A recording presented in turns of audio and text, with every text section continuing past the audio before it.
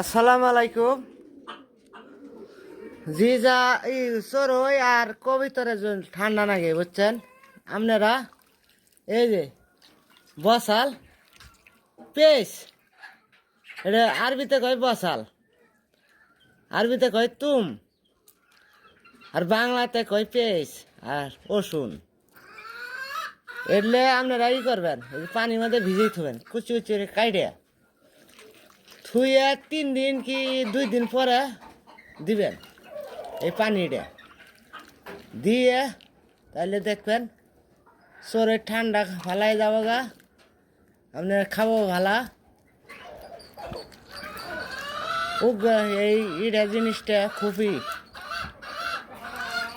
আপনারা এই যে করে করে সাইরে তারপরে আপনি 5টা আইলেন তোর একই দিবেন, 6টা আইলেন তোর একই দিবেন। এই যে পানিগুলো দেখেন,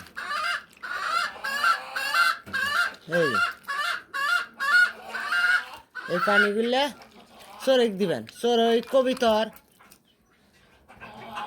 কবিতর এক দিবেন। এই পানিগুলো দিলেন তোর শরীর যদি ঠান্ডা থাকে, হাঁপানি থাকে, তাহলে এটা ভালো হয়ে যায় গা, এটা ভালো হয়ে যাবো গা, উক ভালা কম আইব। আপনার ব্যাগ দিক দিয়ে ইয়ে করবো, খাবো ভালা, সব কিছুই করবো ভালা। আমি আজ 2 দিন হইলে ভিজিয়ে থুইছিলাম, দেখেন পেস্ট একবার নরম হয়ে গেছে। এ দেখেন পেস্ট রসুন সব দিয়ে গেছে।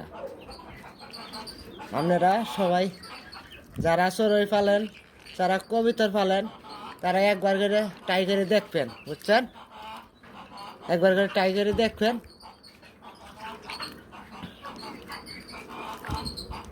আপনারা ট্রাই করে দেখতে পারেন, সব কিছু ই করে দেখতে পারেন এই জিনিসটা।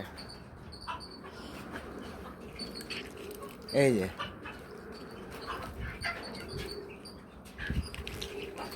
আপনারা সব কিছু দেখতে পারেন।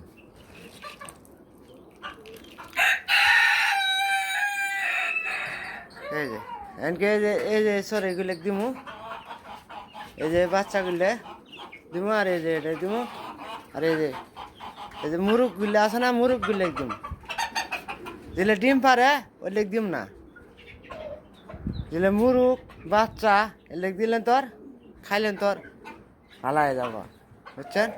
আপনারা ট্রাই করে দেখেন, যদি কোনো ই হয় তখন আমাকে জানায়েন, কমেন্ট করে জানায়েন। এই যে